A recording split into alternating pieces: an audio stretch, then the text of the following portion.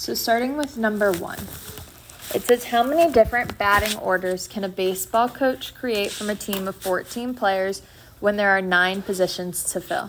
First thing we need to ask ourselves is, does the order matter? If we're talking about batting orders, what do you think? Does the order matter? Yes, the order matters. So this would be a permutation. So how many people total do we have? 14, and we're picking 9 for our batting order. So we could do this in our formula. Our formula for a permutation is n factorial over n minus r factorial. So we'd have 14 factorial over 14 minus 9 factorial. So this would be 14 times 13 times 12 times 11 times 10 times 9 times 8 times 7.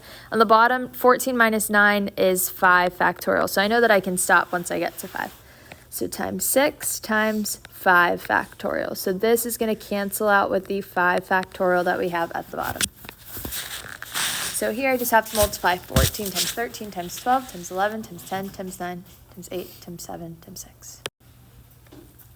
So we should get 7,226,485,760. Another way that you can think about it is if you wanted to use your spaces here. We've got 9 positions to fill. So 1, 2, 3, 4, 5, 6, 7, 8, 9. How many options do we have for the first batter, I guess, because we're talking about a batting order. For our first batter, how many people could we put here? We've got 14 people that we could choose from here. But let's say German is first in our batting order. Could he also be second in the batting order? No. So then how many people would we have to put in our second spot? 13, and so on. So then 12 times 11 times 10. So it's the same thing. You're doing the same math, but it's just a different way of thinking about it. If you like to think about it with the spaces, you could do it this way. If you like to think about it knowing that it's a permutation because the order matters, you can use your formula. So our permutation formula is n factorial over n minus r factorial. Our combination formula is n factorial over r factorial times n minus r factorial. So permutation, the order matters. Combination, order does not matter.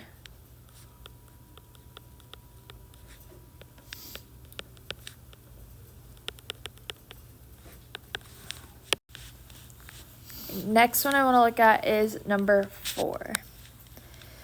So 4 says find the number of distinguishable permutations of the group of letters. Distinguishable permutations is the total factorial, so the total amount of letters we have, divided by the repeated factorial. So let's see how many letters total we have. 1, 2, 3, 4, 5, 6, 7, 8, 9, 10. We've got 10 letters total, so 10 factorial over. Now we need to see what repeats. So I've got 2 P's, so I'm going to divide it by 2 factorial. I have 3 D's, so I'm also going to divide it by 3 factorial. And there's 4 E's, so I also need to divide it by 4 factorial. So when we write this out, we have 10 times 9 times 8 times 7 times 6 times 5. I'm going to stop at 4 because I know that it'll cancel out with the 4 factorial. The other factorials do not cancel out though. So 2 factorial is 2 times 1, which we don't have to write the 1. 3 factorial is 3 times 2 times 1. Again, don't have to write the 1. And then we have 4 factorial. We know that the 4 factorial is going to cancel with the 4 on top.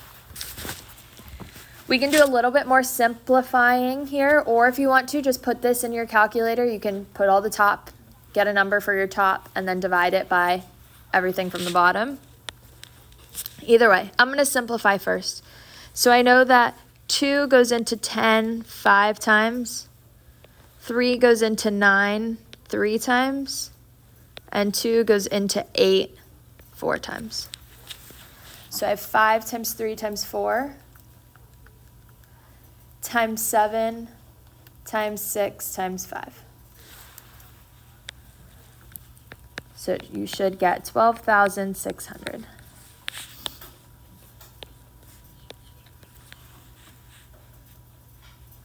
So you don't have to simplify before you just put it in the calculator, but be careful. Make sure you guys know how to use your own calculator.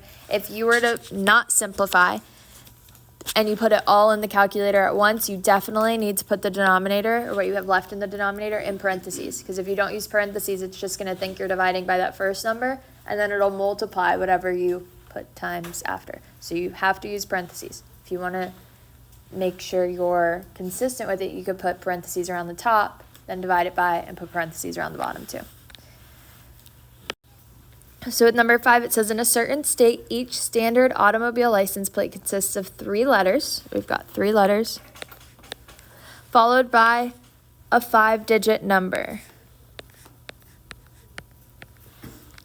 How many distinct license plate numbers can be formed in this state? So how many, we have 3 letters. How many letters total do we have to choose from? How many letters could I put here? How many letters are there in the alphabet? 26. Does it say anything that the letters can't repeat? No. So how many letters could I put in the second spot here? 26. What about the third spot? 26. So we're going to multiply 26 times 26 times 26. Let us see what else we have to multiply. The second part talks about a 5-digit number. So how many digits total could I put in this first spot? 10. We could put the digits 0 through 9, which this is 10 digits. Be careful here. This is a common mistake that people make.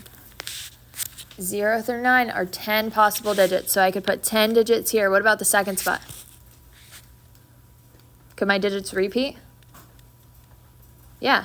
So I could put another 10 possible digits here. 10 here, 10 here, and 10 here. So we're going to multiply all of these together now. So 26 times 26 times 26 times 10 times 10 times 10 times 10 times 10. So we've got a big number.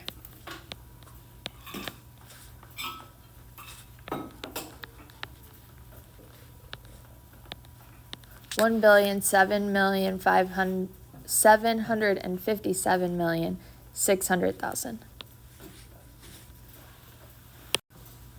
7 says ATM personal identification number PIN codes typically consists of 4-digit sequence of numbers. So we're talking about a 4-digit sequence. Find the total number of ATM codes possible. How many digits could I put in the first spot? Remember, we could put 0 through 9. Those are possible digits. So how many? 10. What about the second spot? 10, 10, and 10. It doesn't say anything about not being able to repeat here. So our total number of possible ATM codes would be 10,000.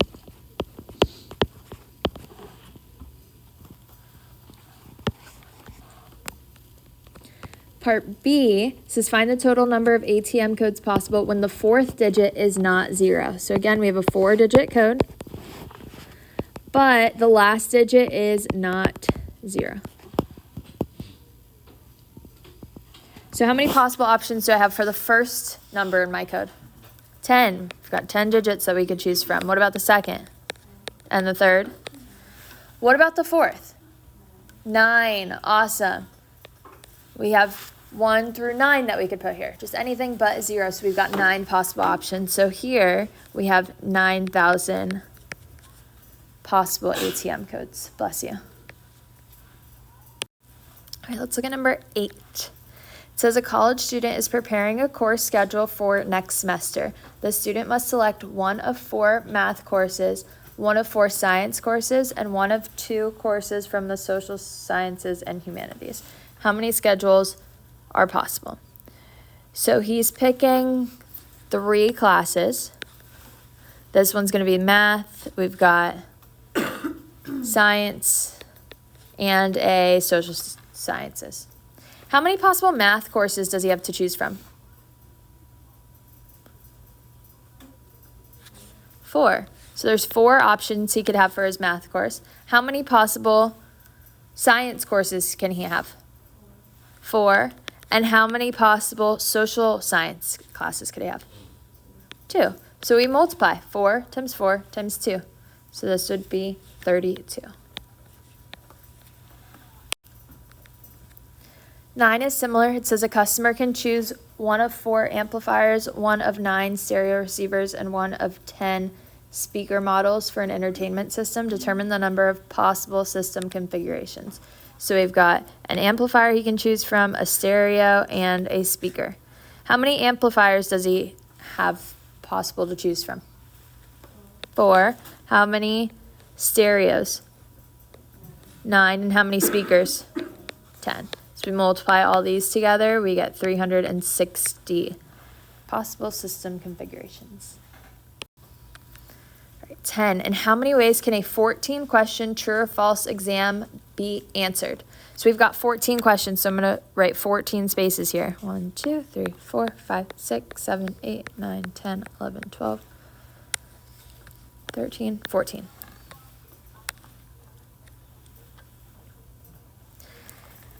How many different answer choices can he put in the for the first question?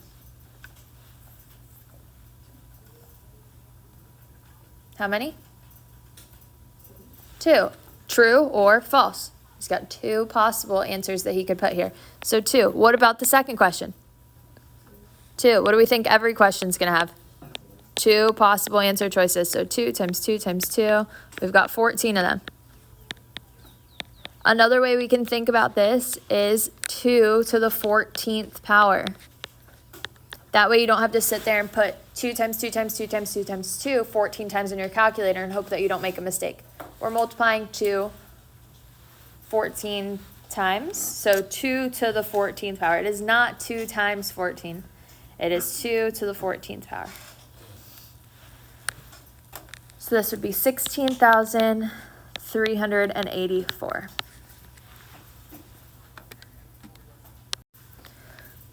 All right, let's look at 12. Find the probability for the experiment of drawing 2 marbles without replacement. So we talked about this type of question yesterday from the video. From a bag containing 1 green, 2 yellow, and 3 red marbles. And both marbles are red. So we're looking for both marbles to be red. So we want to see what is the probability of picking a red marble. If it says both, does that mean and or? Who watched the video yesterday? Does both mean and or? Olivia? And. So we're saying that we pick a red marble and another red marble. So both is and. What do we do when it says and? Do we multiply or add?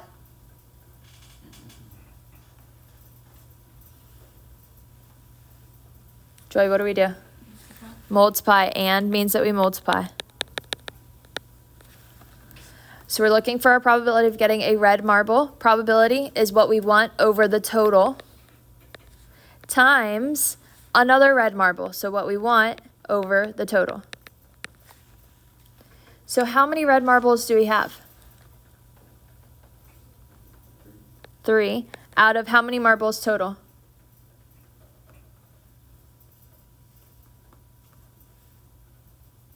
6.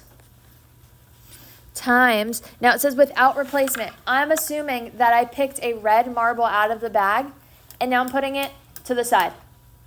So that means I have 1 less marble now in the bag. How many red marbles are we assuming that we have in the bag now?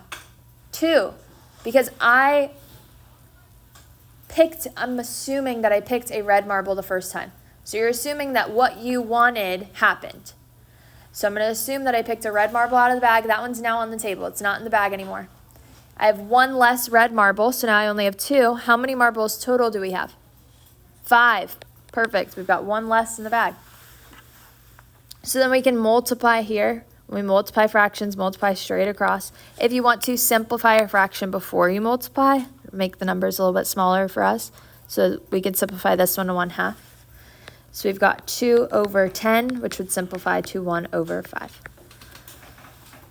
So we have a 1 in 5 chance that both marbles are red.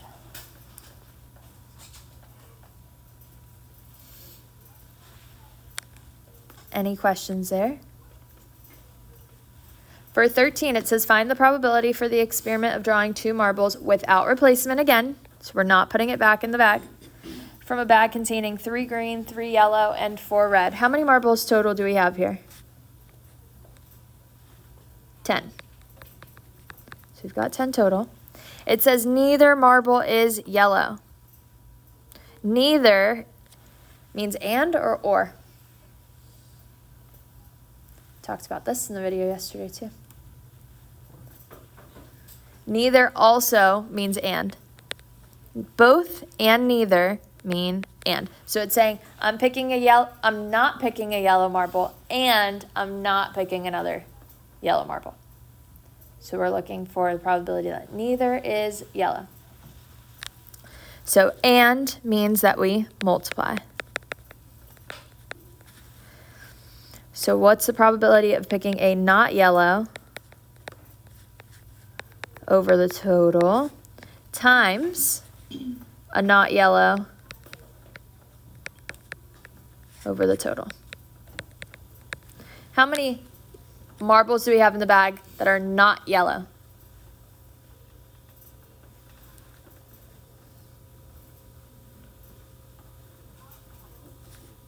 Awesome. 7 marbles out of, we said, 10 marbles total times.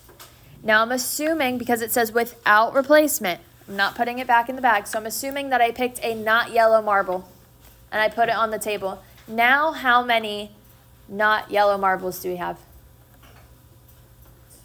6. We've got 1 less. We've got 6 non-yellow marbles. Out of how many marbles total? 9. We have 1 less because the first one I picked, I put it on the table. I've got 1 less in the bag. So now we can multiply straight across here. If you want to simplify your fraction before we multiply, we could do that too. 6 over 9 would simplify to 2 over 3. So we get 14 over 30, which this simplifies some more to 7 over 15. All right, let's look at 16. It says find the probability for the experiment of selecting 1 card at random from a standard deck of 52 playing cards. The card is numbered 2 through 10. So let's think about our cards. If we want to, let's draw out our deck here. I've got 4 suits, diamonds, hearts, spades, and clover, whatever the other one is. Clubs? Yeah. You don't even have to be perfect with it. Just know that there's 4 suits. And then each suit has ace, king, queen, jack, and then 10 through 2. So 10, 9, 8, 7, 6, 5, 4, 3, 2. I put the ace as high here. If it matters for what you're doing, like if it said what's the probability of picking a 9 or lower, it'll tell you if ace is high or low. So if ace is high, it's going to be above the king. If ace is low, it'll be below the 2. Here it doesn't matter because it says what's the probability of picking a card numbered 2 through 10. So we're just looking here, 2 through 10. How many cards do I have numbered 2 through 10?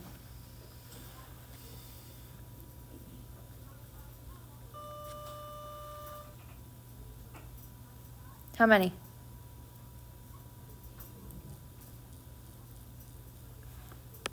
We have 36 cards numbered 2 through 10. Here I only drew 1 suit. I only drew the diamonds. But remember, this is times 4. We've got 4 suits. So if you want to write it all out, you can. But just to save yourself a little bit of time, just know that it's going to be the same thing for the hearts, for the other one, and for the other one. So because we have 9, 10 through 2 cards in our diamonds, we have that times 4. So we've got 36 cards numbered 2 through 10. Out of how many cards total? 52. Remember, it's what we want over the total. We can simplify this. What goes into both 36 and 52?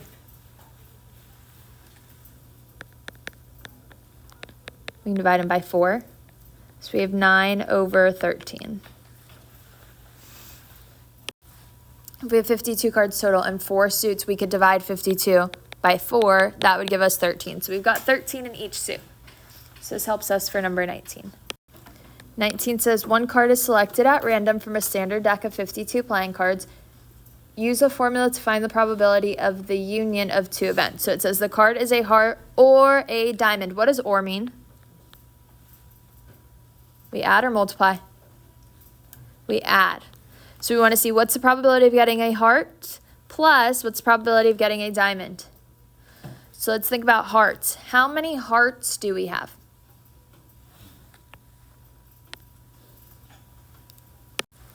(13 out of 52 hearts.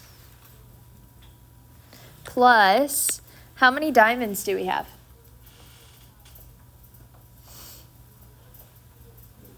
(13). Awesome. 13 out of 52. Remember, we have 13 of each suit. We have to think about it. When we have questions like this, you need to think, do I have any overlap? Do I have any heart cards that are also a diamond card? No, we don't. So we don't have any overlap here. If we did, remember, you want to find your probability and always subtract the overlap. We don't have an overlap here, so we're good.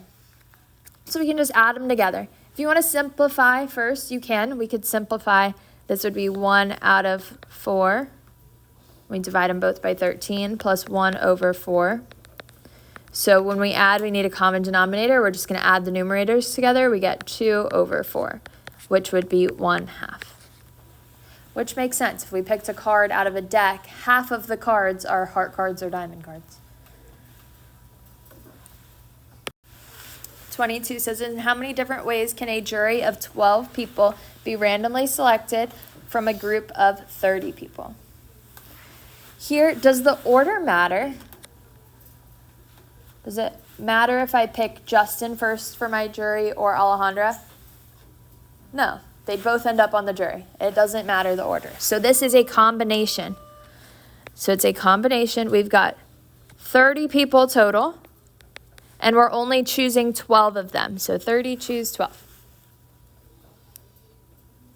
So we can use our formula here. We've got n factorial, which would be 30 factorial, over r factorial, so 12 factorial, times 30 minus 12 factorial.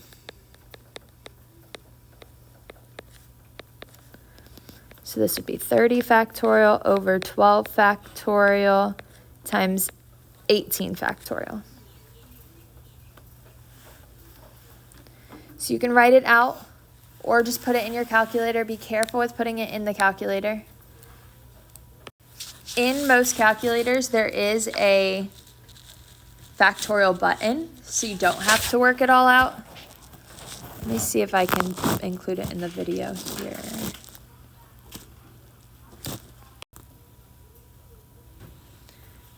All right, so it's a button, you can't see it on the board yet, but it's called PRB.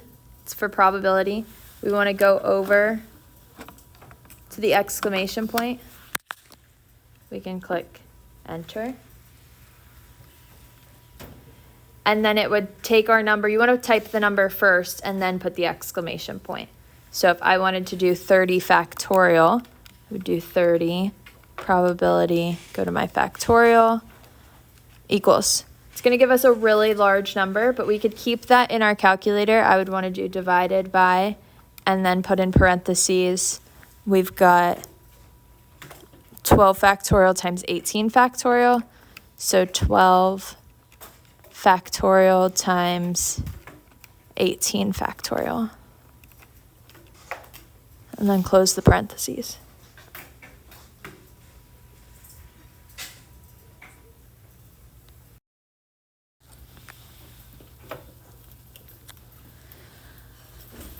Yep. All All right, so the answer that we got was 86,493,225. For the quiz, I would just say make sure you pay attention to the wording. You want to make sure you notice if the order matters, if the order doesn't matter. If it asks you for how many ways you can do something, your answer is going to be a really large number. If it asks you for the probability, your answer is going to be a fraction. It'll be some value in between 0 and 1. So probability, your answer is either going to be a fraction, a decimal, or a percentage. The quiz will be specific on what type of answer it wants. It will say leave your answer as a percentage or leave your answer as a rounded decimal or a simplified fraction. So it'll be specific on the quiz. Let's do one more question. Let's do 17. So 17 says, a student from the class is randomly chosen for a project. Find the probability that the student is the given age. We want to see what's the probability that the student is younger than 22 years old. Well, remember, it's what we want over the total because we are looking at the probability here. How many students do we have that are younger than 22 years old? How many? 36. Over how many students total do we have?